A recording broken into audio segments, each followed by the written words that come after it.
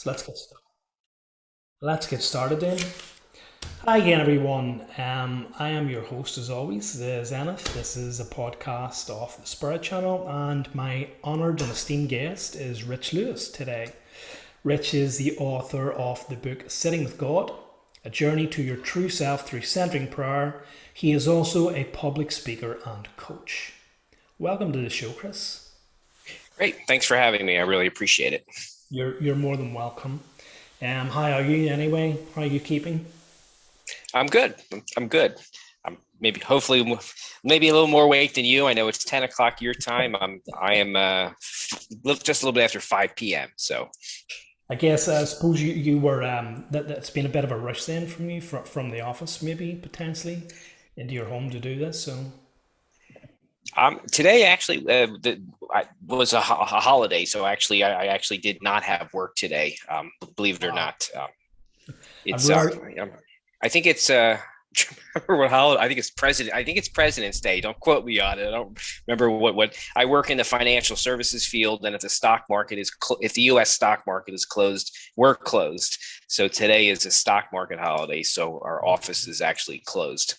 okay. So rare day off for you then to spend time with the family and obviously get yourself prepared for this interview. Yeah, it is. It's pretty dark, and we are currently being bombarded with storms over here. So, I myself have just been ill the past few days, but thankfully I've pulled myself from my deathbed in order to prepare for this interview. I've been waiting for it for quite a while, so I really did not want to miss it. So yeah, obviously, Rich, I've read your book. I've been on your website. I've read a couple of your blog posts. I have downloaded and listened to maybe about 4 or 5 interviews. So I think I've got a pretty good idea of who you are and where you're coming from. But obviously, anyone who's watching this and any listeners will have no idea about you. So I guess for me, before we get into the book, if you could just even talk a bit about your background, your early life as a child, where you grew up, and your exposure to Christianity, um, around there before eventually, I don't know whether you actually mentioned that you abandoned it, but certainly when you were a young man or a young adult or maybe an adult, I think you lived in maybe different countries and had exposure to different religions and philosophies. So could you just give us a bit about your background, your maybe early life, and how that was for you in your first kind of adoption or exposure to Christianity at the time? Sure. So I guess what, my mother passed away when I was 3.5. So if she had not, I probably would have been raised Roman Catholic. But my mother passed away, and my dad didn't continue going to church. So we didn't. And then he remarried about a year and a half after she passed away. He did remarry. Um, but we didn't really go to church. So I remember going when I was probably 12 or so. I think we went to a Unitarian church for a year or two, but I wouldn't really consider that a Christian church. And then I guess my exposure to Christianity was in high school. So I was about 16 years old, and some of my friends from the neighborhood invited me to go to the youth group. There was a Christian youth group that was part of the Baptist church near us back then. So every Thursday night, it was a group called His House, and I got invited to go to that. So that was about 90 kids packed into the basement of a house. I think the pastor lived in that house, and the youth group met Thursday nights in his basement, about 90 kids. So that was really my first exposure to the Bible and to God, and from the Baptist perspective, and probably a very conservative Baptist perspective. So I began reading the Bible, and so initially I was scared of God because their version of Christianity is can be very scary and threatening. So I was kind of scared into accepting God and Jesus as my savior, or I'm going to hell. So I began reading the Bible and trying to make sense out of it. So I think I was initially just scared to death, but enjoyed the youth group, but was still scared to death, but kept reading the Bible. And then I graduated from high school, went off to University of Pittsburgh to get a bachelor's degree, and kind of stepped away from Christianity. I tried going to a youth group there, and then I sort of stepped away from it for a while. And then when I graduated, I came home just to live with my parents just until I got my feet settled, because I had gotten a job and I was living with them for a short period of time just to get some money in the bank. And they invited, at that point, my parents were going to the United Church of Christ. I don't know if they have any over there or not, but it's a Protestant, non-denominational church, and pretty progressive and open and kind of accepting of anybody. So I began going there and really enjoyed it. I mean, they had a women pastor, and sometimes people don't like the idea of a woman as a pastor. So this was probably in the early, no, this would have been about 88, 89. So people weren't completely ready to have women pastors of churches and running churches. But I began then re-exploring God and listening to the sermons and really started enjoying that church. I'm in between churches now, but I ended up getting married in that church in 1993. I did a lot of work in that church. I led their youth group. I led their finance committee. I was the vice president of the church. So I was pretty active in that church and really enjoyed it. And then I guess along the way, then I began just exploring and reading people such as N.T. Wright and Marcus Borg and John Dominic Crossan. And then I came across Karma Coleman in probably around 2010, 2011. And he talked a lot about contemplative prayer and silence and the transforming power of silence. So that was kind of a whole new world for me. Do you have any questions? I feel like I'm going on and on and No, on. no, no. Okay. I'm actually enjoying the life story. Okay, sure, But sure, yeah, sorry. Let me just interrupt there. sure. I'll just say one thing. Yeah, just your background there. It does sound a lot like my background. You know, I was raised as Roman Catholic, and you know, in our country, here in Ireland. It has been a big religious country, and only very recently we've seen the kind of separation of church and state. But the church has played a very large part in people's lives, and I think we were kind of indoctrinated into that kind of fire and brimstone way of thinking and way of believing. That was the only way that we could get God's love if we repented and, you know, told our sins, and you know, it was only through, you know, the acceptance of Jesus Christ as your savior that you would be saved from this here. So I guess probably similar to your experiences. That I guess obviously now it's 2022, and obviously throughout the years people have kind of turned away from that. The church here has been kind of slow to modernize to remove that kind of old teachings, but also I guess in my country too, and especially in the north part of Ireland, we have had a sectarian conflict for, I don't know, since basically 1916, which is pretty much been divided along Protestant and Catholic lives, and there's been many terrorist group which have sort of been splintered and have taken sides, you know, along these religious denominations, and it's caused a lot of killings, a lot of bombings and conflicts and stuff like that. So I think a lot of people in our country here are very jaded with the idea of Christianity, and for that reason a lot of them turned away.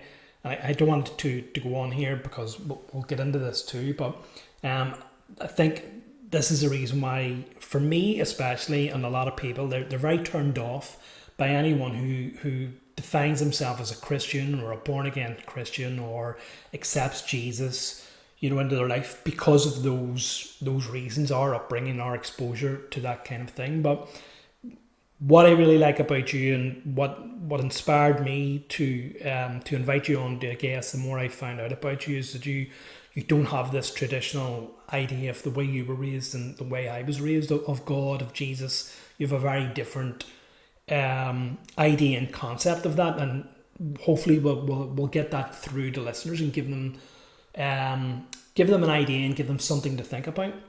So yeah, if you don't mind, just continue on where you were. Sure. So I began reading books by a gentleman by the name of Carl McColman, probably in 2010, 2011, 2012. And he talked a lot about contemplative prayer and silence and how powerful and transforming it was.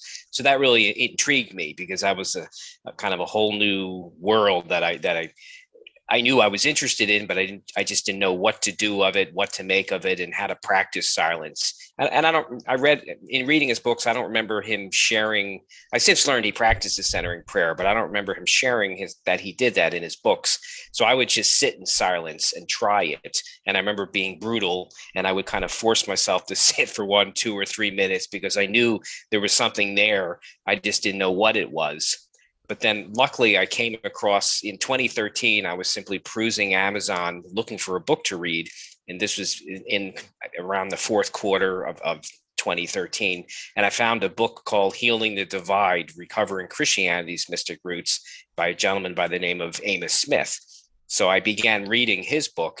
And in his book, he talked about a practice called centering prayer that he had been doing for about 15 years. So that immediately intrigued me because I thought, now here's the practice. Here's something I can do in the silence. So I began trying it for myself. And I also reached out to him on his website, emailed him and asked him some questions. And to my surprise, he responded.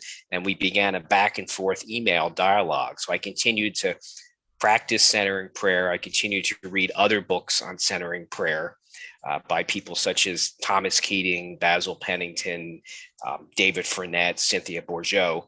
And I began continuing a dialogue with him. And then we became friends, and we're friends really to this day. And in fact, we talk about once a month. And he's the reason for my book. He had written that book. He was in the middle of writing another book that came out in 2018, and he was the one that challenged me to write a book because he thought I had something important to say and share with people regarding centering prayer and how it has changed me. So centering prayer I've been practicing centering prayer now pretty faithfully since June of 2014 on a daily basis. In fact, as much as possible, twice per day. And it really has changed me, and it's changed the way I think about God, and that God, my initial introduction to God and the Bible, as I mentioned, was when I was 16, and it was more a fear-based reaction to God and God up in the sky looking at me and judging me. But centering prayer showed me a completely different God. Well, I guess God had never changed. It was just who I thought God was. But centering prayer changed God for me and the way I perceive God. So God is not up looking at me. God is all over the place. God is in me, within me. And I don't mean I'm God. Some people may think Rich thinks he's God, but no, God is within me. God is pushing behind me, pushing me forward. God is walking with me. God is in front of me, pulling me forward. But God is a loving presence that loves me and isn't judging me and isn't critiquing me and is very patient with me and waits for me. So centering prayer has really changed who God is for me, and that God loves me unconditionally and isn't judging me and is not critical of me and is patient and waits for me. So it's been a wonderful practice, and I like to share it with people because I think it can change who God is for you or how you perceive God. Absolutely. I guess then the big question then for anyone listening to this here, exactly what is this guy talking about? Centering prayer. Okay, I get the prayer bit. I get the part where he says he's with God, but what is this centering? What exactly is it? Sure. So centering prayer has little history has been around since the early 1970s. It was actually created by three Trappist monks. So three Catholic priests saw transcendental meditation and other forms of meditation going on, and they wanted something for the Christian community.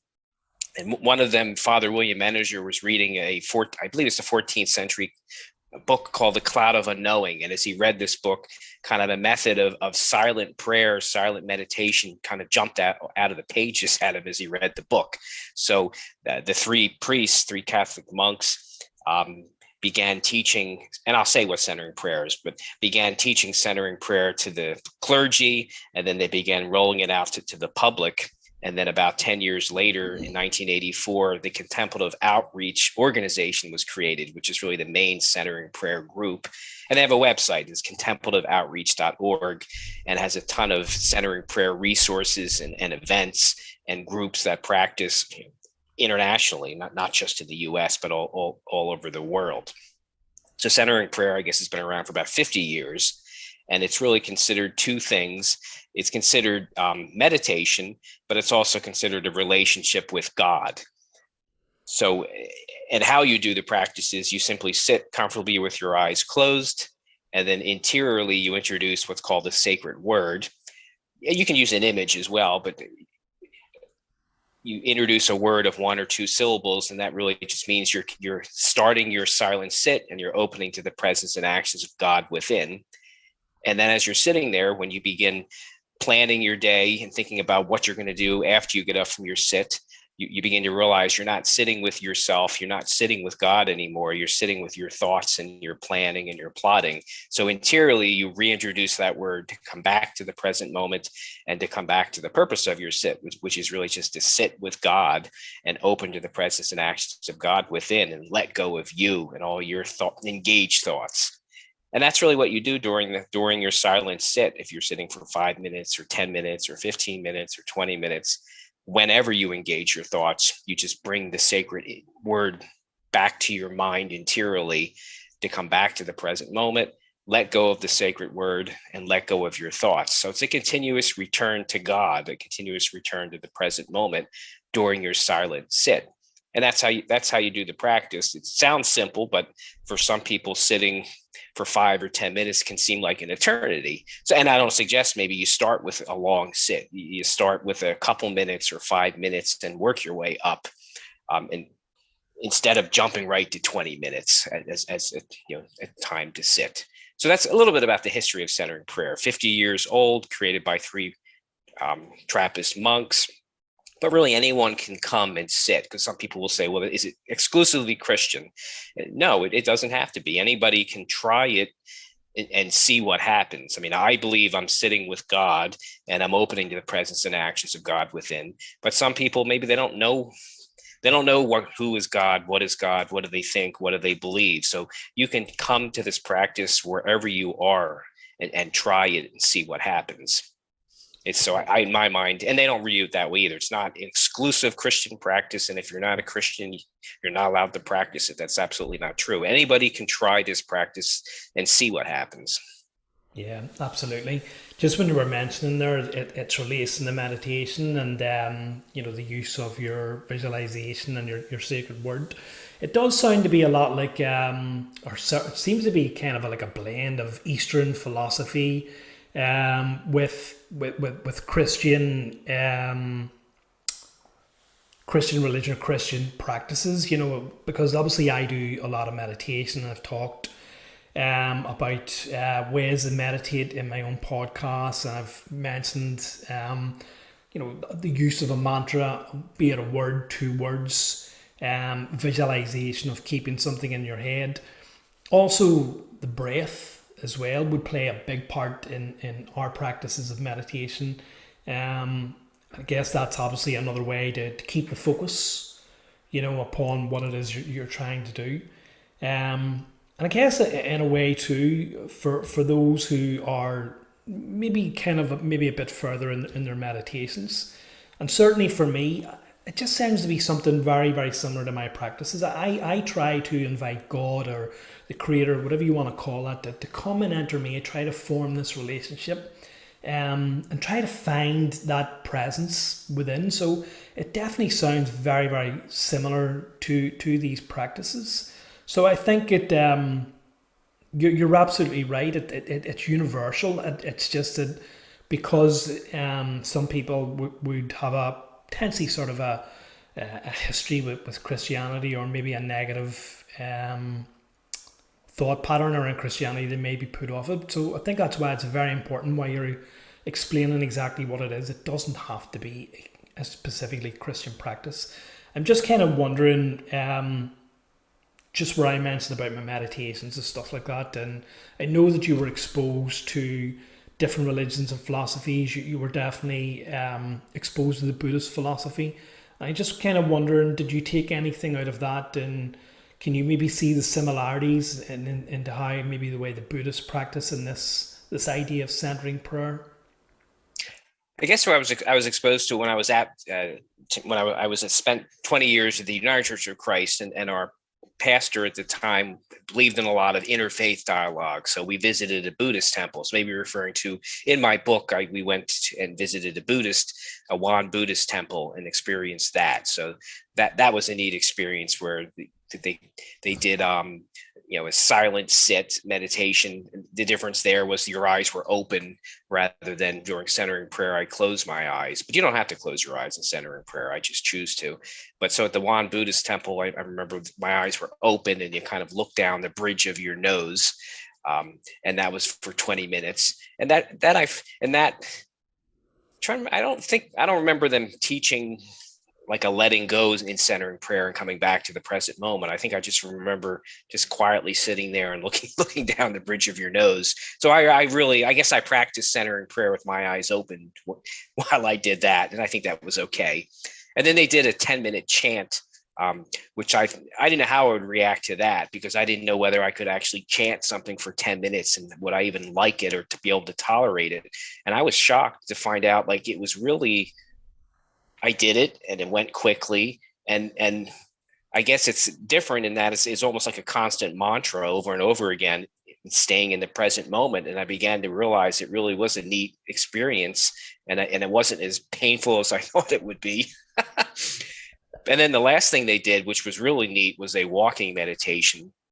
And I think it was, I don't know, it was probably, I'm going to say it in you probably use meters, so I'm not sure how many meters it was. It was probably a 12 feet circle that we walked in, and we walked really slow to the fact where I was trying to keep my balance until I finally could, because you would where you're at your heel and would slowly go down and your toe would touch and then you'd continue to walk. It was extremely slow walk, but I ended up finding that was really relaxing. That was almost like it was almost like doing centering prayer while I was walking. And that was a neat experience. And I don't even know how long we walked. We just did kind of a full circle, but it took forever because we walked slower than I've ever walked in my life. But that was a neat experience. And then there was a talk, there was a Dharma talk, I guess, as they call it. And I don't remember. Actually, the pastor of our church gave the Dharma talk. I don't remember what he discussed at that time, but it was just a neat experience, just experiencing those three types of contemplative practices and wondering how I would feel. And I think I really enjoyed the walking meditation. That was really a neat experience. Yeah. See, I'm just wondering about your idea, because you mentioned this quite a lot. Is that centering prayer is a can't get the word out, contemplative form of prayer? And I just wondering what your definition of, because for me, I have three practices too in my life, and they're meditation, contemplation, and prayer. And each of them is obviously very different from one another. Meditation is about learning to go into the silence and clearing the mind. Prayer obviously is obviously asking or reaching out. But for contemplation for me is normally something that I would do on a nature walk on my own, and just think, just be alone with my own thoughts. So I'm just kind of wondering, is your form of contemplation or contemplative prayer different from, I guess, maybe the standard form of contemplation? Uh, I would say no. So I guess centering prayer is really a practice that leads you into contemplative prayer. So really is how I think of it is, and how the centering prayer teachers and even the people that created it is, it's really just a practice or tool that opens you up to contemplative prayer. So it's a practice, as I said, of sitting and using your sacred word to come back to the present moment when you engage your thoughts. And then it brings you, it's kind of a window into contemplative prayer where you're just, little b is with big B, and you're just being with life, being with God. So contemplative prayer is just opening to life and being present to life. And I guess I think of it as wordless, but you can do that, painting and walking. You're not talking. You're just quiet and being with life and being with the present moment, however that is, whether it's photography or painting or taking a walk or meditating. You're quiet and you're being with life beyond words and thoughts. I mean, you can even think of contemplative prayer as looking at a beautiful scene. You're wordless and you don't have any words to say, but you're enjoying it. And it's this, the sky's beautiful, the sun's beautiful, the mountains or whatever you're looking at are just amazing. And it's beyond words. And then as soon as you start talking, you've snapped out of contemplative prayer. Yeah, you see that's why I enjoyed your book, because you're able to express these concepts better than I can. You're absolutely right. Maybe that's what I was trying to grasp, but I couldn't quite do it. It's more than just walking in nature and just thinking. You're right. It's absorbing that scenery around you. It's taking in life in a wordless form. It's all those things that you absolutely said. I just couldn't really express it as well as you. Yeah. So back to let's get back to the sits, because I know that you mentioned there that actually the one thing that I wanted to ask is who came up with the idea of 20 minutes? Do you know? And why do you think 20 minutes works better than 10 minutes or 30 minutes or 40 or 50 minutes? I think they just think it takes that much time uh, for your mind to settle. So, and maybe some people are quicker than others, but they figure 20 minutes is a reasonable period of time to allow yourself to sit and slow down. So, 5 minutes, maybe after 5 minutes, you're just beginning to, and if you do a 5 minute sit, you really haven't settled down. Maybe you're ready. Maybe you are settled down, but you're getting up because you've decided your sit is over. So in many cases, it can take, 10 minutes or so to settle your mind. And then you have a good 10 minutes of maybe a deeper silence than the first 5 minutes. So I think it's just, it could take that much time to go deeper and deeper into the silence. So perhaps the last few minutes or the last 5 minutes of your sit, you're deeper than the beginning of your sit. Yeah. One thing I would like to ask, I suppose, is, and probably because I'm not that dedicated, and that was another thing that I've learned from you, is that I really need to rededicate myself in the way that you have to my own forms of meditation. But probably because I don't have that dedication, and probably like you in the early days, but I'm assuming you just have the mind of a Zen master now. So you But for me, sometimes I'll sit down and I'll try that 20 minute, and I can't still the mind. It's a jumble, and I'm going, oh, this has just been no good. 20 minutes has come and gone, and I haven't been able to rest the mind. So I think potentially that's why it's very important, as you say, to make this a daily practice. I think meditation or centering prayer is a form of meditation, or whatever you want to call it. But as many people say, the mind is a muscle, and it's like any other muscle. Unless you exercise that with daily repetition, it becomes sluggish and slow. So you really need to retrain that after a period of absence. I don't know if that's something that maybe you can speak to, you've had experiences of. I know now that you have a daily practice of it, but I'm wondering, was there maybe times in your early days or in your early practices where you didn't have that daily dedication? And if you didn't, did you find it hard to come back and still the mind? I guess the first thing I'll say is, I mean, all my sits are different. So some of them I do have more racing thoughts than others. So just because you have more racing thoughts during one silent sit versus another doesn't mean you're failing at the practice. I mean, if you show up, um, is successful, and you're sitting in the present moment with God, and God is, I think of it as a reverse prayer. God is praying in me what God knows I need, because I'm getting myself out of the way. So you really can't fail at centering prayer. The only way you fail at meditation is it not showing up. And that doesn't mean you're you're a failure. Simply show up for your next sit, and God's not angry at me. God will patiently wait for me to come come to my next sit. So no, I'm not, I don't have, each sit can be different. Some have more racing thoughts than others. Some go extremely fast and I don't know where the time went, but I know I didn't fall asleep. But really the most important thing is really just to show up. So I guess before centering prayer, it was difficult, as I said, to sit in silence. So for the 3 months or 3-4 months where I was just sitting in silence, it was hard, and I had to force myself to do it. But it was interesting how when I decided, okay, I'm going to practice centering prayer faithfully on a daily basis. I guess I guess when I discovered centering prayer in like December or so of 2013, I was kind of dabbling in it and not making it, not making it, I think I was doing it every day, but I was dabbling in it, doing it a few minutes, doing it 5 minutes. But then there was something about, I don't know what was so magical about it, but June 2014, I decided I was going to jump in this centering prayer swimming pool, I'll call it, and try to do it twice a day and try to do it for 20 minutes. And it wasn't, I think I was just ready. So it wasn't that hard.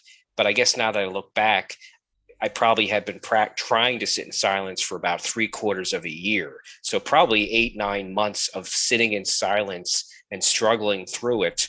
And then I think it was just an intention. I think something inside me said, you can do this. And why don't you try it twice a day for 20 minutes and see what happens? And I think I just let go and relaxed, and it became easy. But I guess I was struggling probably for a good 6-8 months until I just let myself go into the silence.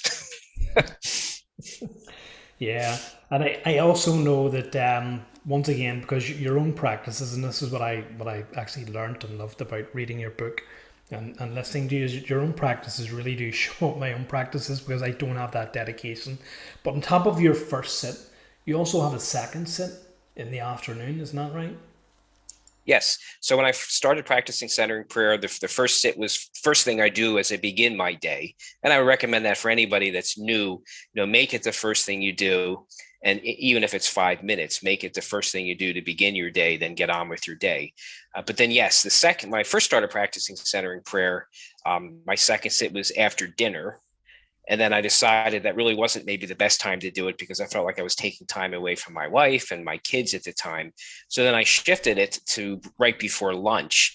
And this was pre-COVID. So I've been working it from home for the last 2 years, but pre-COVID, I was working in an office building. So my second sit was actually in my car. I would actually leave my work desk and go to my car and do a 20-minute sit and then come in and then eat my lunch and then resume my day. So yes, so the idea of the first sit starts your day, and then the second sit, I guess the interior reservoir runs dry. The second sit kind of refills you, resets you, reconnects you to God, reconnects you to life, and helps you finish the second half of the day, just as productively and powerfully as the first half of the day. So I like to tell people, once you have an established practice and you're doing it in the morning, perhaps, try to add a second sit. You'll be pleasantly surprised at how it helps the second half of the day. Many people will say, I can't do it, I'm too busy. And I'll tell them, just try it. It has a way of giving you back time. And that's what I've really discovered is no matter how busy I am, I stop and do my second sit.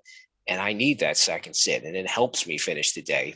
And in fact, right now I've actually added a third sit. Work's been very busy. So, and I did that a couple of years back too. So, but I would lower the time frame. So I might do, or I would do a 20-minute sit first thing. And then I would do like a 7 or 10-minute sit.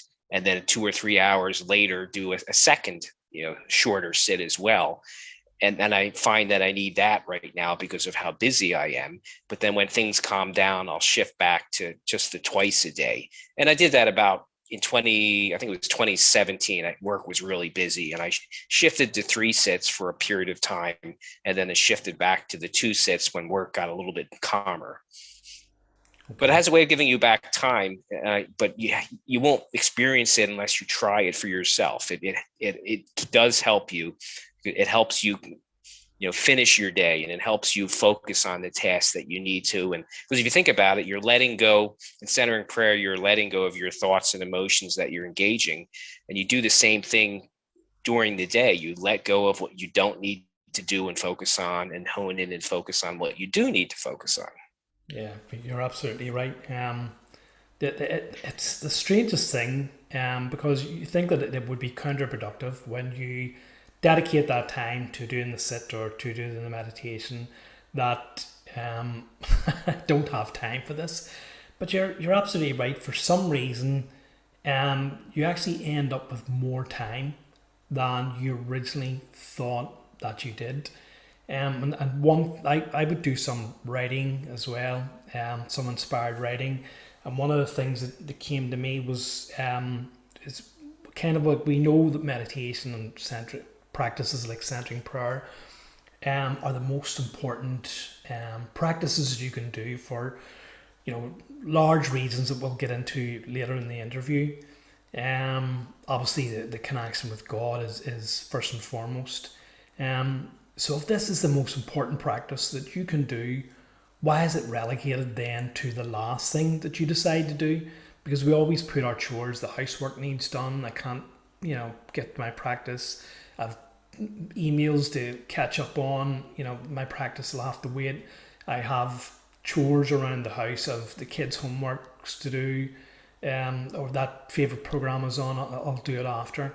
So we kind of relegate this practice of centering prayer meditation to the end of our day. If we can squeeze it in, then we will, but only if we can get to all these other chores first, when it should actually be the complete opposite. As you mentioned there, it should be the first and foremost thing that we do. And if we do get into a practice of doing it, as you said, it brings this calmness, this stillness to ourselves. A lot of things drop away that we begin to realize that are not really important in our day, and it actually does give us back quite a lot of time. So yeah, I absolutely agree with you on that.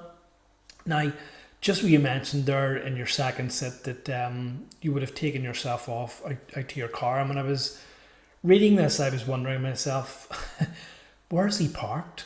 How does he sit in his car? Is there people going by? Is there traffic? How does he blot all that out if you're in a public space? I don't know. Maybe you're parked underground in an underground car park. I guess where I work, it's kind of a suburb. It's quiet, so it's not near a main road. So I'm not hearing cars. I'm not hearing trains or buses. So it's actually a very quiet parking lot. And in the summer or spring, I could even park kind of under a tree so that I would be shaded and it wouldn't be too hot. So, and even in the winter, I would go out there. So I would start my car just to warm up the car. Then I would turn it off and then do my centering prayer sit because I got warm enough. So I guess it was a quiet enough space. So yeah, it is important to, as much as possible, to wherever you practice it, to try to be in a distraction-free environment where you're not hearing a lot of noise and sounds. So it clearly was, a very calm, peaceful place. And I would actually, if I looked around, I could see other people sitting in their cars too. Some people were just taking naps. So it was quiet. It was a quiet space. And you've mentioned about your co-workers, because you've obviously had to leave. Your co-workers do know now, obviously, what it is that you do. I'm sure at the beginning you would have got a lot of questions, and I don't know, maybe if you're like me, you work in an environment where people think this is a bit of a funny practice, and you do get a bit of jibing towards it. But I'm kind of wondering, over time, when people just accepted this as, oh, this is just what Rich does, has there anyone from your work came up and asked, like, what is it that you're doing? And obviously you've explained to them what it is you do and the benefits that you received. I'm wondering, has there been anyone that maybe out of your workplace that has been inspired or has asked, would you teach them this practice? I guess the coworkers did notice it. I guess they would notice that I was leaving kind of right before lunch, and I think they would watch out the window. They saw me walk to my car, and they were kind of watching me. So I did get asked what was I doing. So I remember 2 or 3 people in my aisle where I sat asked me that. So I told them what I was doing and shared it with them. And we were all friends, and one of them was more interested in than the others. So I kind of shared the practice and how I did it and shared it for them. I don't know if they actually practiced it or not. So they were just curious. They could see me leaving, and they could see that I was sitting in my car. So they simply asked me what I was doing, and I explained it to them. And one of them was just more interested in it than the others. So I shared, with her what it was I was doing, and how you do the practice. And I don't know if she started up a practice of her own, but she was more curious than the others. And they were all very nice. So no one was, it was all in a nice, no mean spirit. It was all nice. They were just curious because they're wondering what I was doing, and they knew I was leaving my desk and going to my car every day. Lovely. Yeah, so we talked just briefly there about silence and building up that what's the word, building up that tolerance, I guess, to silence, because it's, especially in today's society, it's not something that we are used to. We are bombarded with noise from every single direction. I think people are afraid to sit and be alone with their own thoughts. People are afraid to sit in the silence. Many people that we see nowadays who are just constantly glued to their phone screens. They cannot sit on a bus or a train without their phone glued, or people are afraid to be alone with their own thoughts. When they're out walking, they'll have earphones on playing music or playing something. And even just the noise of televisions, radios, car horns, even frequencies. We're just bombarded today with noise. And it just seems, as you mentioned in your book, countercultural in today's society to actually relearn that art of learning to be alone in your own thoughts and learning to increase the silence. I know it's something that through my own practices, it's something that I have relish, I guess, those periods of alone in the silence. But it is something that you have to work at and train yourself to, as you mentioned, build yourself up from a minute, 2 minutes, 3 minutes, 4 minutes, because there is a lot of we only become aware of this when we find practices like centering prayer or any form of meditation.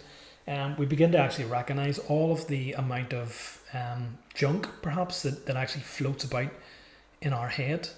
And so we need to build up a tolerance to that. I always often find that, or people would say to me that they can't shut out that noise in their head.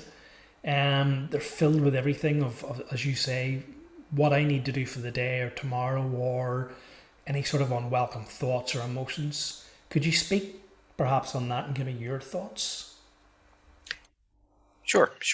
I mean, I guess, and it is hard. I mean, I guess just being sitting and being helps with our doing is the way I look at it.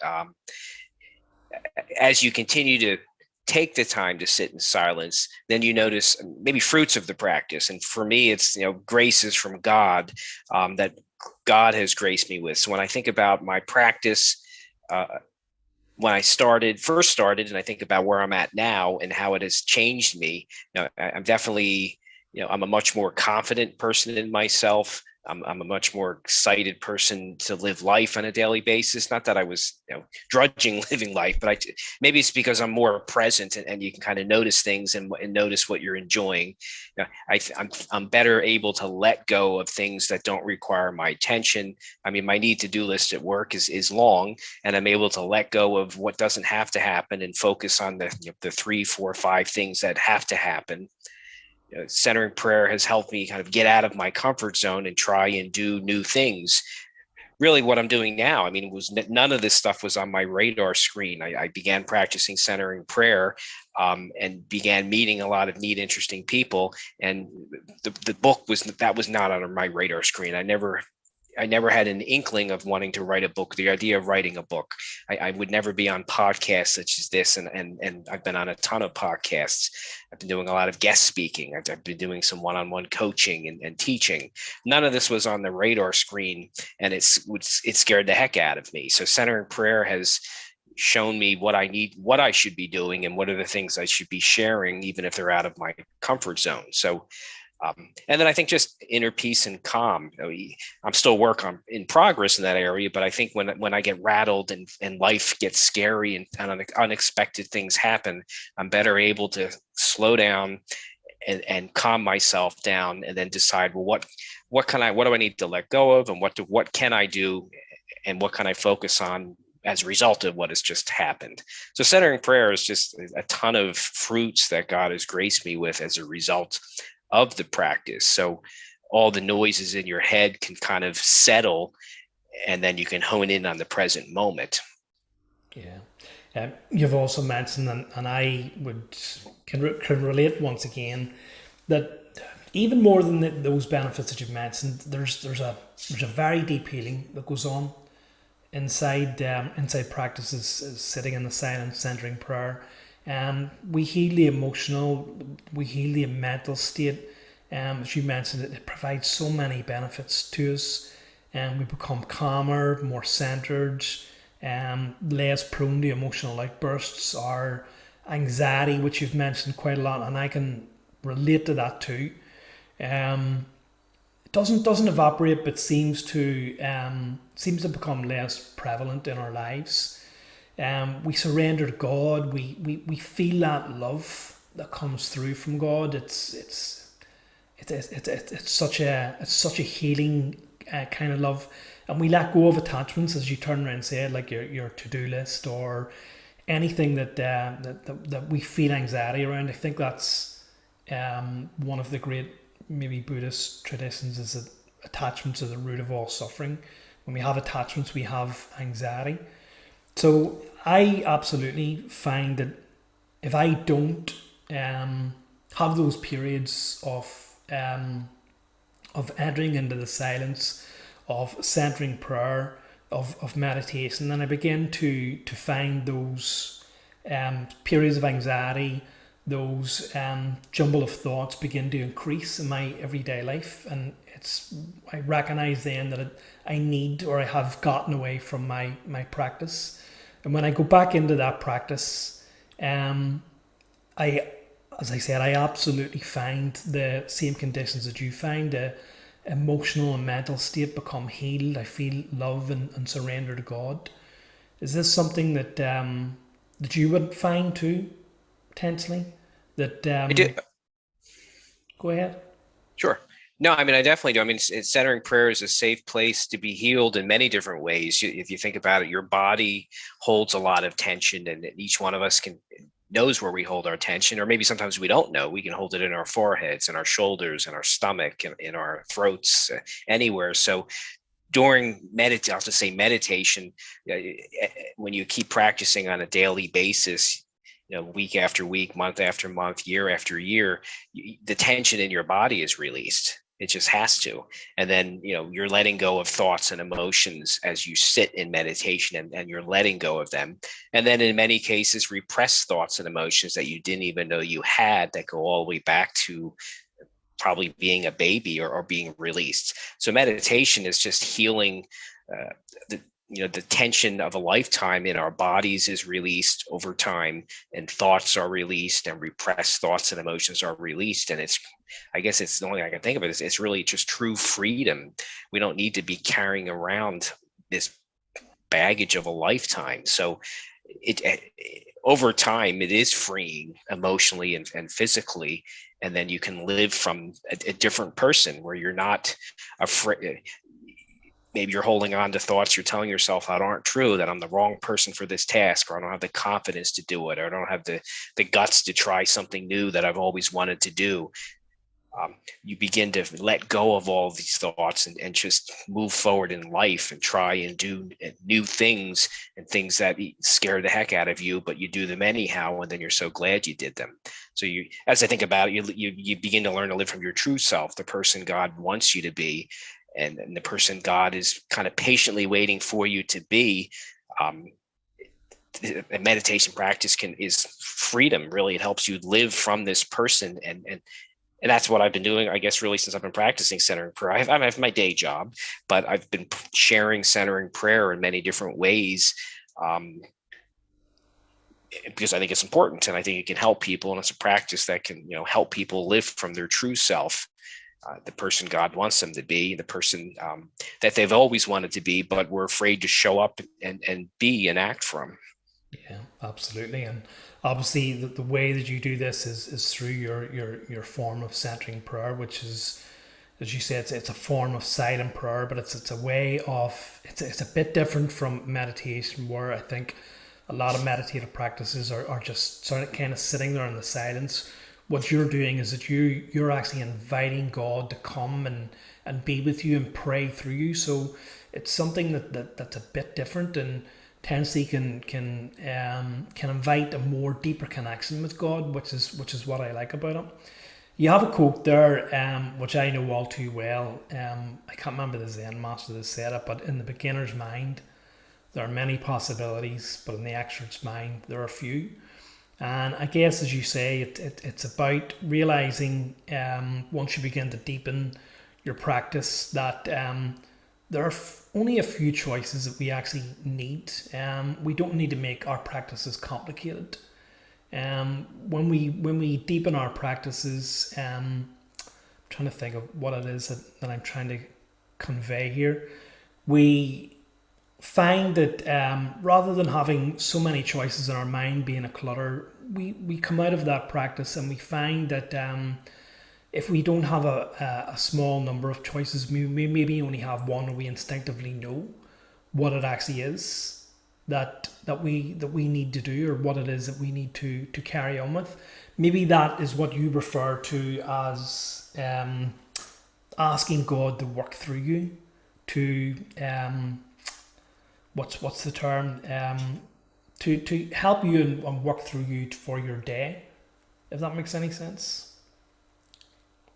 No, it does. And I think silence shows me, helps me, teaches me who I am, as my website says. It shows me what I should be doing and what I should let go of, and what I need to hone in and focus on. So that's what seems to have happened for me as I look back at my practice. Centering prayer seems to show me how to live each day, and what to let go of, and what to focus on, what to let somebody else do, what maybe doesn't even need to be done, and I need to just take it off my list, and what are things I should do even if they're out of my comfort zone. So it seems to show me what I should do, and what I need to let go of.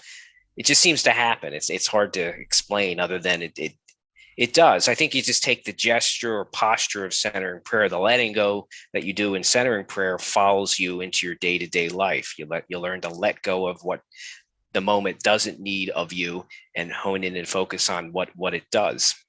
Yeah, it's a form of surrender, isn't it? It's just, it's having that trust in God, the Creator. It's having that trust to turn around and say, look, I'm here. I am your instrument. I put my trust in you. Work through me. I surrender to whatever it is that you wish for me, or whatever way I should live my life. I have no resistance. I think when we have a resistance, and we think that this is the way that we should be behaving, or the way that our lives should be run, we encounter problems. So I think, as you mentioned in centering prayer, when we invite God to work through us, and we surrender to his presence, we will find that our lives begin to make much more sense, and are generally, a lot more happier and a lot more joy filled. I want to move on to that word God, because I find that, and it certainly has been for me, it seems to be a bit of a barrier. I think maybe you mentioned this in your book too, that the concept of God, or the word of God, is a barrier, and many people will choose not to use this word. Some people, like me, prefer to use the word the Creator. Some people will say source. You interestingly enough refer to God as she, because, as you rightly say, God is beyond gender. And so I'm kind of wondering about those biases and preconceptions that we have regarding terminology. Um, I mentioned just before the start of the interview, certainly I had biases and preconceptions regarding anyone who maybe considered themselves as a Christian, because of my upbringing. But it's when you, and as you point out in your book, when you have a form of centering prayer, you just begin to change. You begin to start to listen. You put away those biases, preconceptions about things, and begin to actually listen and potentially learn of other people. So, yeah, I mean, God is really beyond thoughts, words, emotions. So these are all pronouns or what we refer to as God, whether higher power, spirit, God, infinite wisdom, infinite guidance. And even and as I look back at the book, and I don't remember, I know I alternated with pronouns, and I guess the more I looked at the book, I didn't realize how many she's were in there, and I don't remember at this point whether that was me or the editor throwing them in there. Um, and some people, I had a few people emailed me saying, God is not a she, and they were upset with me. And one person said I had to stop, I had to stop reading the book. I can't continue reading it. But then it was neat and I just explained to them that God is really beyond gender, and God has kind of motherly characteristics of a loving mother that loves us and nurtures us. And sometimes God is maybe thought of as powerful and more manly, but it was really that was really my only intention. Is God is beyond gender. God is beyond thoughts and emotions. So it is a struggle, because I didn't want to be he throughout the book, and you don't want to be saying spirit, spirit, spirit, or higher power. So I think at the beginning of the book, I mentioned, or I had it mentioned, that I alternated. But obviously that one person that I mentioned actually came back to me a few weeks later and said, I got over it, and I understand, and I'm enjoying your book. So, but there was a few people, it just struck them. They couldn't accept God as she. And I would clarify, well, I'm not saying God is she. It's really just a pronoun. And sometimes you struggle when you're writing. What are you going to call it? God, he, she, spirit. So I wasn't trying to pigeonhole God into being anything, but it was just, I had to call God something as I wrote throughout the book. So sometimes I wonder, should I have had less she's in there? But the more I think about it, it's fine. What I did was fine. And it's a pronoun, and God is beyond pronouns, and God is silent. And actually, as I'm sitting in silence with God, I'm not even giving God words. I'm sitting in silence with God that's beyond words. And is Absolutely. just is, God Yeah. is. You're absolutely right, and I guess it is down to people's own biases and preconceptions of what God is and what they believe about it, and it is hard for people to put those biases and preconceptions away. As I said, I had to, and I'm really glad that I did, put away what I believed. Someone who was well, maybe not a devout Christian, but certainly I learned that you and potentially other people are certainly not the image that I had formed in my mind of them. So it's about putting those biases and preconceptions away. But you're right as well about this idea of it's when you're in that practice, it's beyond words. There's just a knowing that comes. God is completely unknowable, because it's completely beyond anything that we can ever imagine. But at the same time, and you mentioned this about paradoxes, is that God is intimately knowable at the same time. Um, as we feel that presence in our practices, and as you mentioned, that practice of centering prayer, where you invite God in and you even drop the idea of feeling love or feeling anything to do with it. You just simply be with God. I guess the other part of that is that you mentioned there that the opposite of this inward knowing is that God is in the trees, in the sunshine, in the face of a gurgle's laugh, the kind smile when your children are asking you a question. You mentioned that quite a lot, and I'm wondering, could you give me your idea on that, even though I've probably just talked about it, but this idea of God, the unknowable, but intimately knowable at the same time? I mean, right. It really is a paradox. I mean, I guess God is as small as, the tiniest piece of an atom, whatever you want to call them, is as small as that, and then as large as the universe that they tell us is constantly expanding. So that's just from one extreme to the other, from the tiniest extreme to the largest extreme. God is within that. Um, uh, God is really in everything. I mean, God is in the trees and the mountains, and God is in the smile of a child. Um, and God is unknowable. And we don't even, and that's what we think God is. So it truly is a paradox, but God is in everything. Yeah. And I guess like Thomas Keating kind of says, I guess kind of, and I'm paraphrasing him terribly, but I know God just is, and the best way to know God is just to be with God, and just to be. So because God just is, and the best way to be with God is just to be, which is what you do in meditation or centering prayer. Yeah, it's hard to describe this to someone who hasn't felt that or doesn't have that kind of deep connection. It really it's not something that you can put into words. I think that um, you can sort of dance around. You can have 1,000 words or even 100,000 words, but you still not get quite down to that actual feeling or depth of feeling that you find in a practice of centering prayer. It just goes beyond words. It's just a deep knowing, really, isn't it? I guess we just have to, as you say, entrust entrust God and just the best way to describe it is, as you mentioned in our book, just let that God or Creator just fill us with their love, their healing, their light and their joy. And what we find then is that even though we can't quite adequately describe this, it just changes us, and we begin incorporating this into our day with periods of silences. It just changes us from within. Um, I know that you've found that it has had massive changes in your life. You've said that through your practice of centering prayer and your periods of sits, it has made you a better father. You've a greater interaction with your children. You've become a better husband to your wife, and just through the tapering or removing of emotions that you once would have felt. Could you talk a little bit about that? Sure. I mean, it really it does do all of that. I mean, as I look at my life, it makes me.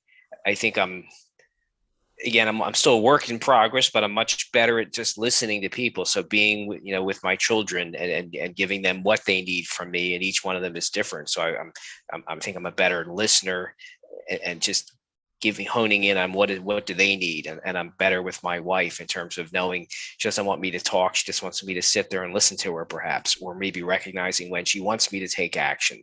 So I'm just better at being with people, and then maybe giving them what they need, whether it's my wife or my children, and even my day job. I'm a much more confident person. I work with large corporate retirement accounts from companies, and I'm much more confident as I talk with my clients, is what I've discovered as a result of my at this point 7 or 8 years of centering prayer practice. I'm a much more confident person as I speak to them. I'm probably more present for them, listening to their needs and then reacting to their needs and making sure they're getting what they need from me. And I'm more confident in myself, as I conduct my daily business. So a lot of those fruits of just, I guess, presence and redoing it, I guess it comes down to being present to whatever moment I'm in, whether it's my children or work, or whatever community setting I'm in, and then knowing what's the appropriate reaction, um, or action I should take. And sometimes it's no action. I mean, sometimes people just want you to listen to them. And same thing with my daily clients. If they're angry about something, they don't. Maybe they just want to yell, and I let them yell, and then I repeat back to them what I've heard, and then everything's fine, and they can hang up the phone and get on with their day, because they were able to release what they were angry about. So that's centering prayers. Just, I guess, helps me bring to the moment what it requires of me. Yeah, and you mentioned there that quite rightly so. It's a work in progress. No matter how far, or how deep that we think that we've progressed, and certainly I felt like this too. There's times where I've felt that I have it all together, only to find at some point I don't have it all together. I'll go from one extreme where I feel on top of the world. I feel that everything is flowing for me in my life, and then suddenly I'll find a challenge, or something that kind of brings me back down. But I think that it's these feelings of emotions, these human emotions that we feel, and we feel guilt that we respond in a manner, because we feel that, well, I should be beyond this now. I have this practice, it's changed me so much, and yet I still find myself triggered by events and situations. And I think that we feel that we should be more divine in our nature, rather than just accepting that, as you say, we are a work in progress. And it's not about removing those emotions, it's about getting better at handling them. Um, Now, you've also mentioned that you've had three rebirths because of this form centering prayer, the last of which you mentioned that you were very much an introvert, um, before or during this year, but you've now found the ability to stand up in church and speak out because of the practices of centering prayer, and because of what you've learned about yourself, that you're now able to get up and speak to, and I think you mentioned this earlier on in the interview, but speak to large swaths of people, over Zoom and in person, just because it's given you that confidence to do that. I mean, it definitely has. I was public speaking scared the heck out of me, but now it doesn't, and I've found myself speaking in front of one on one with people, small groups of 5, 20. In January, and I actually was invited to speak. There was a centering prayer weekend summit. So a gentleman by the name of Keith Christich organized it and asked me if I wanted to be part of it. And he invited 10 speakers, including myself, to come to a summit that he was going to do on a Saturday, Sunday, and invite people to come in via Zoom to do it. And lo and behold, it had over 400 people that were part of it. So I was a little nervous when the weekend came, and I spent a lot of time preparing my talk, and getting myself ready for it. And then, kind of the morning of I was speaking at noon, I began getting anxious interiorly. And then I thought, well, this is really no different than speaking to 5 people or 10 people. I'm going to take the same energy, and I'm going to do the same thing, no matter how big or small it was. So it ended up going real. I actually did a short centering prayer sit before 12, and then plugged into the Zoom session. He introduced me, and I did my talk, and I was fine, and I really enjoyed it. But so that was a neat experience. Just so I've talked to people one-on-one, small groups, 5, 10, 15, 20, 75, 90. And in this case, in January, there was about 400 people. So it was a neat experience. So yes, I think Center and Prayer has given me confidence that to do that. Yeah. There's so many good passages in your book, and as I said, I found some of it really beautiful. The way that you've expressed yourself in it, and the changes that you've made. One of the things that I'm interested in is you got this idea that God was telling you to slow down, and I just relate to that once again, that you're missing things in life. I've been told to slow down so much, and so I have slowed down now. Now I know that you go to the gym and stuff like that, which is not something that I do. I used to work out, um, not particularly very well, three days a week, and I found that I would have got quite agitated or anxious if I didn't get that opportunity to work out. So I guess through a practice like centering prayer, I've learned to slow down now, and instead of running, I walk. And as you mentioned, I become more present in the moment. I practice presence.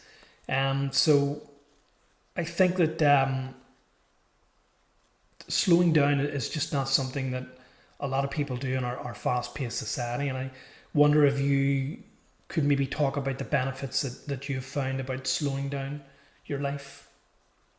And some of it, and I don't remember if you're referring to in the book, some of it, like at my church, I was doing too many things, and I realized I think I was running. I'm trying to remember what I was doing. I was leading an adult kind of not I'm gonna call it, I guess I call it a Bible study, but we were doing a lot of interesting topics. So I would bring in audios and we would listen to, a 20-minute section and then have a discussion on something that I would find an interesting speaker that spoke on a podcast and I would just play it as part of. So I was doing that at the church, and I know I was helping new people come into the church, and then we had a fund that we helped outside people, not necessarily part of the church, where they needed groceries to eat, or they needed to pay an electric bill, or they were suffering from financial hardness in their life temporarily. So they could come to the church and we could help either pay a rent for 1 month, or we could pay a utility bill, or we could provide them with food. So I was doing 3 different things, and I realized that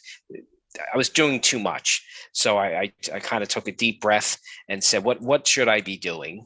And it turned out I should be doing just the Sunday school, and not every week. So I just made a decision. I stopped being, helping that group that brought new people into the church. I stopped doing that.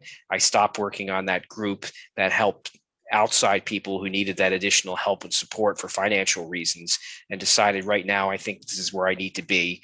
And I actually even stopped going to church every week because my wife didn't come with me. My daughter did. So half the family would go. And I felt like I was like not being there for the other half of the family that wasn't going to church. So I slowed everything down and decided what was most important was that group that came on Sundays that I taught every other Sunday. And that's what I did. So, and I'm glad and I think my wife kind of told me, you're trying to do too much. You need to slow. So it was actually a wise wife who kind of looked at me to say, what are you doing, Rich? You got too much going on here. I'm not going to tell you to stop, but you need to slow down. So Yeah, I also read and was wondering how this kind of relates. You have this idea of hitting the reset button, that centering prayer is your form of hitting the reset button when things get too much in your life. And I guess that kind of relates to this idea of slowing down. But certainly you mentioned there where you had this really bad experience of a burst water pipe in your basement, and I can relate to these situations, where things just seem to happen out of the blue, and they challenge you. They absolutely challenge you. You had a bad experience with your car overheating, and so centering prayer is like hitting that reset button, isn't it? It's just it slowing is. down. Like, I guess in hindsight, when I look back at all the different things that I mentioned in the book that I experienced, I think I got through them because of centering prayer. Like the burst pipe event, that whole thing was almost like a 24-hour thing that like I remember going to bed. I went into our basement in our house just to make sure the lights were off, and I noticed that the carpet was sopping wet, and I didn't know why. And I went into the utility room, and I can see the water heater had burst, and there was like a shower of water. So we had to figure out how to turn the water off. And then the next morning we had to deal with a plumber coming to fix the water heater, and people coming to fix the basement and stop mold from happening. And I had to work that day as well, and I had a bunch of meetings that I had to participate on via I'll call it Zoom. We were trying to win a new client for work, and we were planning for that. And I had multiple phone calls throughout the day, and the kids had a half a day at school, so they came home early. So it was just a very chaotic day. I was on phone calls. I was dealing with plumbers, and my wife was with me too, dealing with different people coming in and out of the house to fix the water heater. And there was people in the house that were, they were cut. They had to, so that we didn't have mold. They had to cut the wall from the floor up about 18 inches in 3/4 of our basement had to be removed because it was wet, and you can't have mold. That would be very dangerous. So, and then they had to pull up all the carpeting and put all kinds of, we had 20 garbage bags full of stuff that got wet. So all this loud noise and banging is going on, and I'm working, and my kids are home. And when I look back at that day, that 24-hour period, I think the only reason I was able to get through it was because I had been practicing centering prayer. And despite the outer chaos, I can have inner calm and peace. And I'm not saying I was perfectly full of inner peace and calm all that time, but I was able to get through it probably because of my practice. If I had not practiced centering prayer, I'm not sure I would have even gotten through that 24 hours. Yeah, and you also had another experience similar to that with a car overheating. I think it was the pump or the battery or something like that. But I guess the point that I'm making here is I've had experiences like those two, really, really challenging times and really challenging experiences. And before I, you know, had a practice like centering prayer, I would have just reacted to them. I would have been a victim of the circumstance. But I guess with a form of or something like centering prayer, it really does bring this inner calmness, and you react in a completely different manner. You're right. You don't. You're not this perfectly serene person, but you become less emotional and handle things a lot better. And the reason I mention that there is that I'm trying to impress upon people the benefits of a practice for centering prayer. Is that many people out there don't know how to respond and react to that, and will potentially react in a non-helpful way. Maybe they need to vent on someone else. Maybe they need to turn to alcohol or something else like that. There, and I think that a practice like centering prayer, as you just mentioned there, for something that must have been extremely stressful for you, really did help in situations like that. And I think this is why it's so vitally important for people to have a practice like centering prayer. You talk about originally when you started praying, it was just one dimensional. It was just talking to God, praying, not listening. And you've a great example in your book. Like I think you mentioned you had a friend who constantly talked, or was it a hypothetical friend that you thought, well, this person just always talks but doesn't listen, and it's very it can be very frustrating in situations like that. And I guess this is why we need to change the way that we pray to God. The old Christian form of praying, and have a practice like centering prayer where we listen to God, we invite God to come into us. We don't give God our problems and don't listen to God. We forget that God speaks to us every day. We just choose not to listen. So we don't. It's not us who. It's not God that forgets about us. It's us who forgets about God. And I think it's a very relevant statement. No, I mean, it's just a different way of praying. I mean, I tell people not to give up your other ways of praying. Do not give up your verbal prayer or any other ways you might pray, but just try. It's a different way of praying, where I think of it as reverse prayer, as I said earlier, where I'm letting God pray in me what God knows I need. And so it's just taking the time to listen to God. And after you're not really, even during centering prayer, if you have thoughts and you feel that I've just been enlightened, you're even supposed to let go of that, because that just might be you and your own planning and plotting. So it's really outside of centering prayer, as I get kind of an inner tuition or inner guidance to try and do new things. I feel that that's God moving me to do that. So that, I mean, I guess that's the difference with centering prayers. It's just, it's not verbal prayer, it's not chanting, it's not singing, it's not complaining or lamenting to God. It's actually just being with God and letting God act in you at a deeper level, and then learning to listen to those inner nudges outside of your practice. And for me, like, I know they're inner nudges. I'll call it my barometer, my true self barometer. Is, there's an excitement about them. They might scare me, but that doesn't mean I don't try them. And as long as they don't harm me or harm others, they're actions I should take. And usually there's a kind of an inner peace or calm about them. Even if they make me nervous, there's still an inner peace or calm about them. As long as all of that I feel, then I feel it's something I should move forward on and try and do. But once I start feeling like, this is harming me or harming others, or there's just not that excitement about it, then I think, well, maybe this isn't God telling me to try this, and maybe I need to put the brakes on that and reevaluate. Just wondering, I then it's an interesting concept that even if you experience those moments of enlightenment, you let them go too. And I'm just kind of wondering, um, how that kind of fits in with this concept of the I am, this concept of I am a divine being, because it's sometimes in those moments of realization or enlightenment that we get those um, this idea of unity with God, that we are one and the same. We're not God, as you mentioned, but at the same time we're part of God. Um, you also call this becoming one, so little d becoming one with big D. I guess some people in some parts of spiritual community would call this the higher self, but I think it's all the same thing. It's ultimately everything is God, as we rightly know. So I'm just kind of wondering about that realization of you being a divine being, and how you realize that state if you're trying to push past those moments of enlightenment.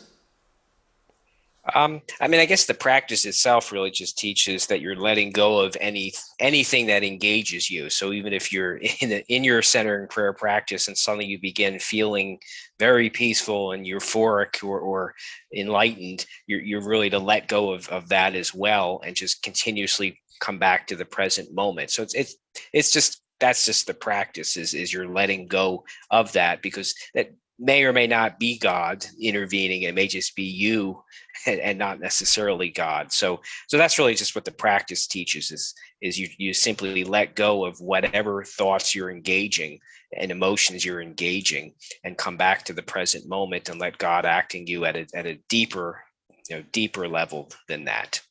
Okay, interesting. I mean, it is confusing because you think, well, what's really happening in centering prayer? Uh, I mean, a lot's happening. You're just not aware of it at the time. As I said, we're probably the tension in your body is definitely being released as you keep coming back to your practice over and over again, and repressed thoughts are being released, and thoughts that you are thinking are being released. So you're just freeing yourself to act from your deepest self. Um, your deepest self, the true self, the person God wants you to be. So I think of it as I'm sitting with God, then I'm getting up and walking with God. And I think it was Thomas Keating, kind of a neat way to say it, as you're sitting, it's divine therapy, and we're releasing, all this emotional and physical baggage of a lifetime. And when all of this evacuation is occurring, that space that I was once filled with, he's kind of says he's putting words to it, the Holy Spirit's rushing in and filling this space so that and I don't know if we ever get to the point where we're completely emptied. Maybe some people do. I don't think I have. I don't think I'm anywhere close, but more and more of you is being filled with the Spirit, which is a paradox because the Spirit's already in there anyhow. But the space that is filled with all this baggage is being filled more and more with the Holy Spirit for you to act from when you get up from your sit. So it's kind of like contemplation and action. You're sitting in silence and then you're getting up and taking action. They both need each other. Your actions come out of your silent sits. Brilliant. Love that explanation. I was just going to mention there something that you touched upon, is that we have these feelings of unity, or we have this unity with God. But when we come out of that, I think it's mostly, for me anyway, when I've come out of that experience, as you turn around and say that there's a lot going on, in that state, and sometimes it happens so fast, and we don't really pay too much attention to it at the time. We don't realize the significance of what is occurring in that state. It's only when we come out of that state and potentially we're walking with God, we enter that contemplative state, that the impact of what has happened when we're sitting in a state like entering prayer, the impact of what has actually happened then begins to process in our mind. We then begin to really understand, and that's when the changes occur. Maybe sometimes it doesn't happen until a day or two later, but I just think that yeah, you're right there, that it's there's a lot happening and we don't tend to really fully absorb it in the moment. It's only when we come out of that practice, when we're walking with God, we're doing that contemplation, and we begin to process that. Um, yeah. So the other thing that I wanted to talk about was this concept of non-duality, Jesus and non-duality. I would say that where we live, we have this kind of polarity. We have a choice. Um, and what we're trying to do is this reconciling of opposites and bring balance into our lives, which I know that you've talked about that. And I actually had these notes out written before I'd actually come across that part in your book. So it was really interesting to find that you had talked about balance. And so it's about rising above and integrating these opposites, finding balance in our lives, and then rising above this concept of polarity or non-duality, so that then we can become more of this idea of what Christ was or what Christ aspired to.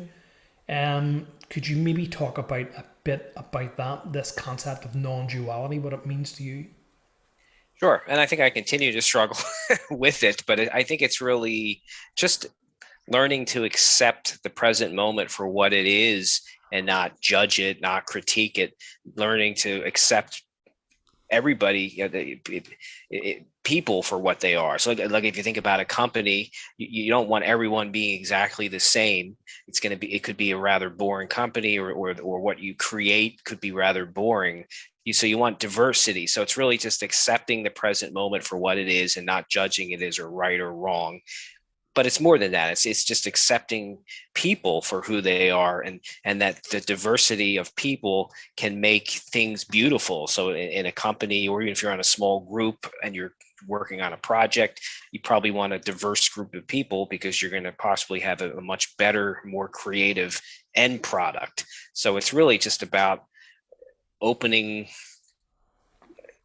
to the present moment, accepting it for what it is, not judging it, and just letting the diversity of the moment and the diversity of the being willing to accept everything. I guess it's maybe the easiest way to say is just saying yes.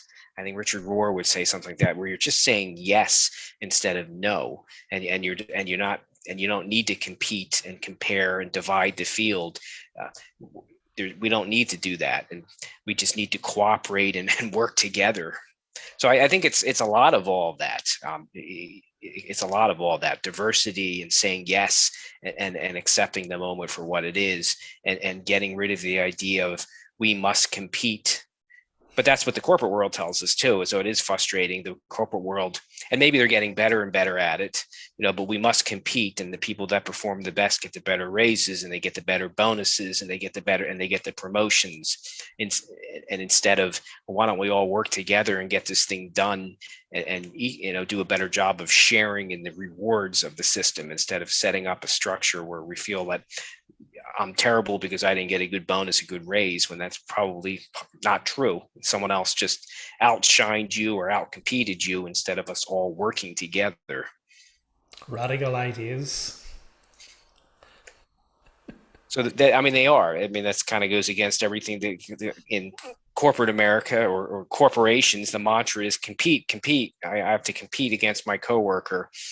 But I think there are some companies that are changing that, and they're realizing that's work together. It's not about competing. It's about working together, and everybody helping each other, and moving the company forward together. It's not a massive competition.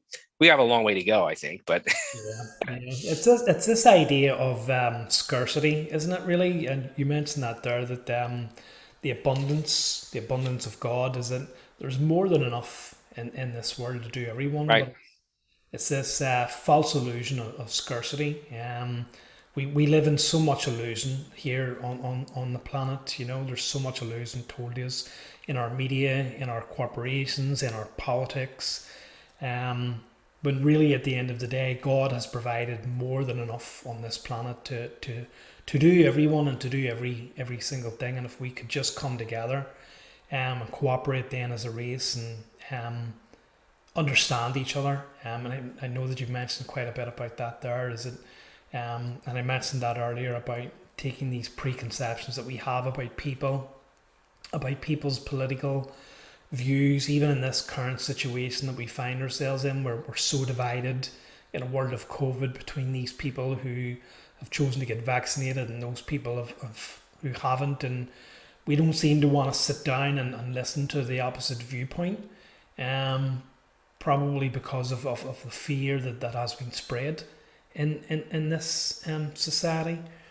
But I just want to finish off talking a bit about the idea of Christ, the idea of Jesus, because this plays a big part in my life. I recently, just like you in your book, you laid out what you had known about the life of Jesus, the life of the Christ.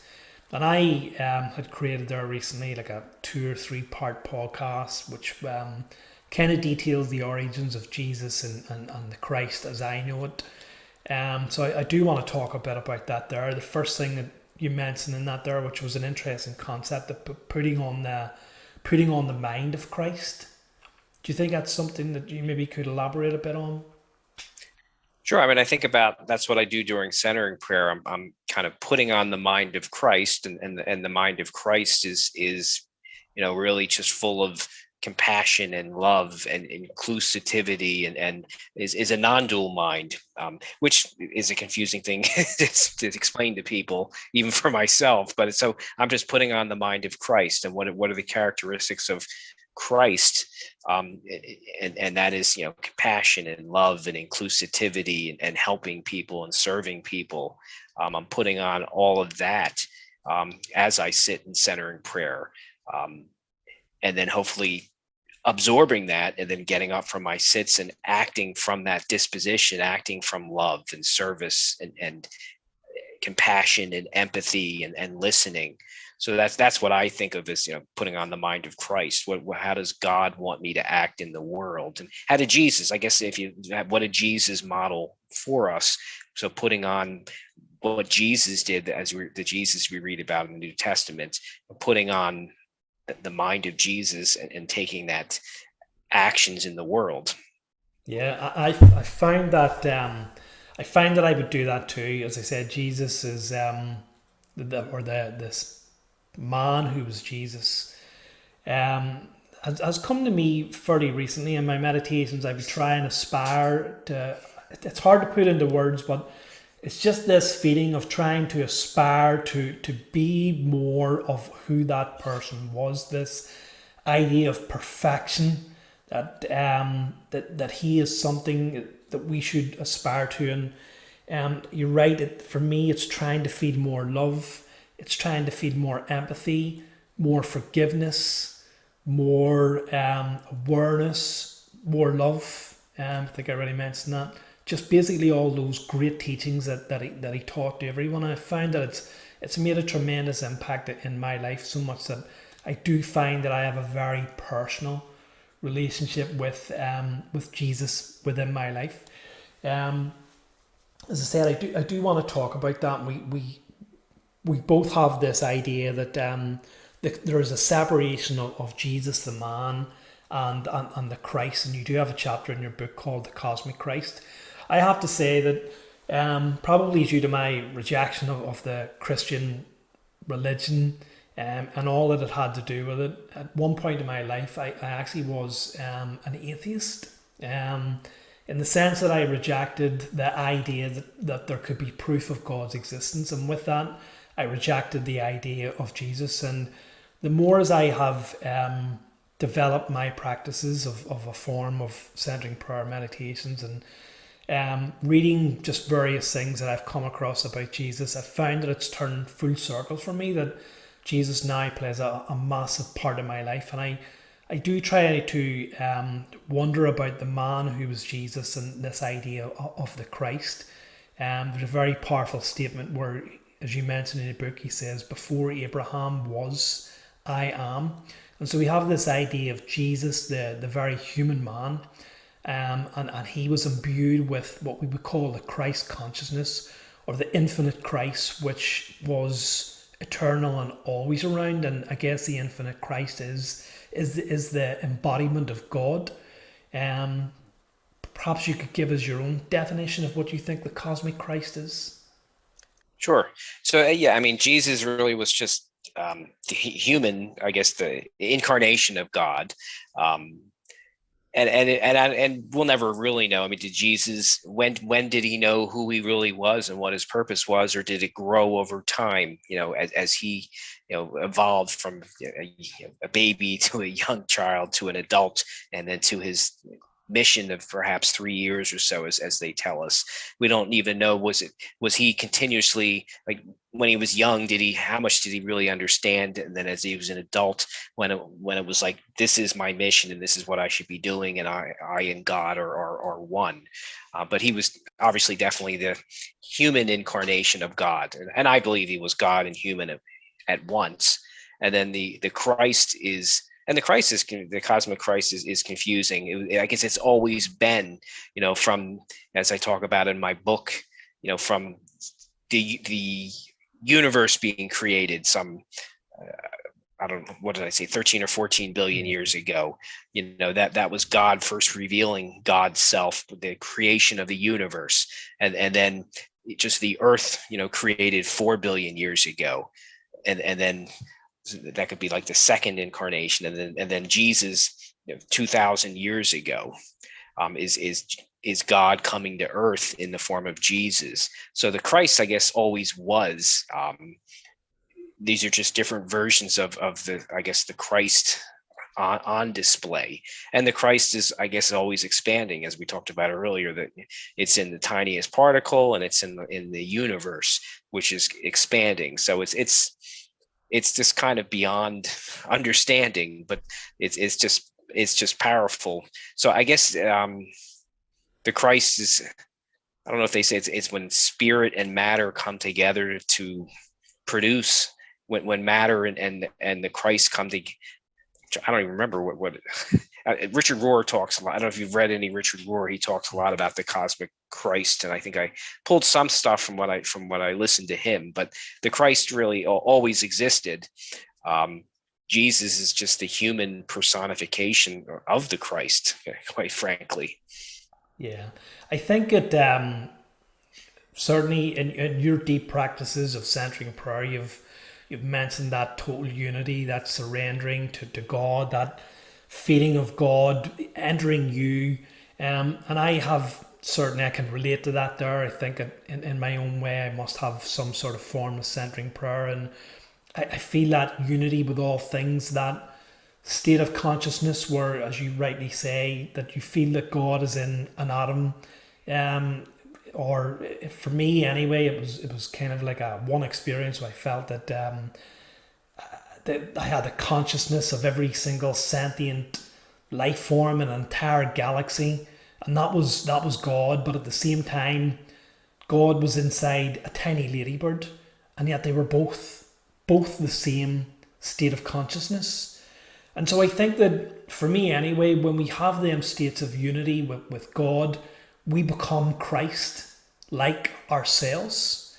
And I think that I kind of doing my research, and you mentioned there that Jesus was not a Christian per se. It's the idea of Christianity grew up around his teachings, but he was a Jew in Reformed Judaism. In my own kind of research, I've found lots of references to Jesus, and I talk about this universality of Jesus and his universal message. Just very briefly, the great Muslim the great Muslim mystic or Sufi mystic Ibn Arabi, he talked about when he was a child that before he set out to become on his mission, that he would have received visions and dreams of Christ telling him to go out into the world and spread the message of God. Obviously later that he became a Muslim, but it was interesting that initially he started off receiving images and messages of Jesus. Then we have the kind of the famous Indian yogi Yogananda. In his autobiography, they talk about his reference to Jesus and his love of Jesus. So I just guess what I'm trying to get at it is that through these two examples and more, we get this idea that Jesus is just not Christian, that his message is universal. and can be taken by anyone and utilized by any religious practice or philosophy. And I guess this is where, as you said at the beginning, we're centering prayer. It's just not a Christian practice in the same way that it goes beyond Christianity. It can be practiced by any denomination or any faith.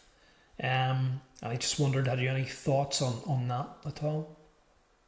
I mean, that's the Contemplative Outreach, as I mentioned, which is the main Center in Prayer organization, and even Thomas Keating, who was really one of the founders of Center in Prayer, they believed the group they believe in interfaith dialogue very, very much, and that we all should be talking to each other and sharing our practices, um, and whatever you want to call it, whether you want to call it the Christ or cosmic Christ, it's we're probably all saying the same thing. We're calling it something different. We're all connecting to God. We're all connecting to this cosmic Christ, which is in everything from the smallest to the largest. And when you're sitting in meditation, you're connecting to God or a spirit or higher power. Um, we're all, I mean, God, I envision God's looking down at us and saying, can't you guys all just get along? We've splintered off, and just even in Christianity, there's huge, obviously, as you know, the huge diversity in Christianity, and fighting and inner fighting going on. And God's probably just wondering, why don't we all just, can't we all just get along? And you're all wrong, perhaps. Fantastic. And just very briefly then, so what are you up to now? What is your what keeps you occupied now other than centering prayer? You mentioned that earlier, and I mentioned at the beginning that you actually begin to teach now and coach. Can you give us some idea of what it is that you do to spread this idea of centering prayer other than just podcasts? Sure, sure. Well, actually, like tomorrow, a lot of church groups will come to me, and I'll do kind of an introduction to center and prayer workshops and answer questions. And I actually have one I'm doing tomorrow evening for via Zoom, but it's just so happens to be a church that's about 30 minutes from where I live. I'm going to meet with them via Zoom and just present the idea of contemplative prayer and centering prayer, share the history, share how you do it. We'll do a sit together, and then I'll answer any questions they might have and give them some resources for those that want to further explore it. So I do that type of stuff where I'm teaching it to whether it's a church group, or I've had spiritual director groups ask me to speak. And I even had on the West Coast, there was a the Presbyterian Church, I guess, but they have what's called a presbytery, and in the San Diego, California area, the pastors, that presbytery had me come speak to them and talk about how can a practice such as center and prayer help those in ministry, specifically pastors, and how can it help them. So I guess I'm doing teaching where I'm invited, or I end up just dialoguing with people and let them know I'd be happy to come in and share center and prayer and cater to whatever your group's needs are. So that's that type of stuff. I'm doing a lot of teaching, whether it's with churches or spiritual director groups or pastors that maybe represent the churches in a certain area. And then I do some one-on-one coaching, and that's generally 3 different type of people have come to me. I've noticed either people that are brand new and know that they need someone to hold them accountable to start a practice, because they don't think if they don't have someone helping them, they just think it'll never get started or it will never stay. So I'll help people establish hopefully a long-term practice. I'll help people that are already practicing but go deeper in their practice and then begin further exploring who is my true self and how can I live from this person and connect to this person. And then I've had some pastors reach out to me to say, I'm burning out and I know I'm spending all my time helping others and helping my congregation, and I'm burning out and I need to do some self-care. So I help them create a practice and take better self-care of themselves. So those are some things I'm doing, teaching as well as one-on-one coaching. And then, as you said, getting on a lot of podcasts, just sharing center and prayer in case it can, as it's healed and transformed me, it could do the same for others, and just exposing people to it. And so, if people want to reach you, if people want to look at your work, where's the best place to find you? Where can they connect with you? Where can they find your book? Also, Sure. Well, the best place really just be my website, silenceteaches.com. If they come there, I have a free ebook on centering prayer on my site that they'll find. And then they'll also find my book on the website. If they want to invite me to speak, I have a invite me to speak page. If they want to explore the idea of coaching and working with me one-on-one, I have a page in that section. And then if they want to follow me on social media, they can just the different social media icons are on my website. So whether they like Twitter or Facebook or Instagram, they can push the right button on my website, and then it'll take them to that social media section where I share a lot of information on an almost daily basis. But silenceteaches.com is really the best place to find me and learn more about me and what I'm doing and my book. Fantastic.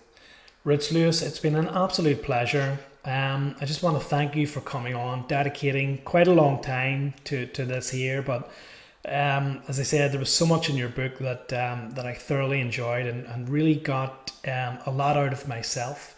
Even though that we have similar experiences, even though that I have similar practices, I found myself learning so much of you. So thank you once again for agreeing to do this, and I hope you have a blessed day.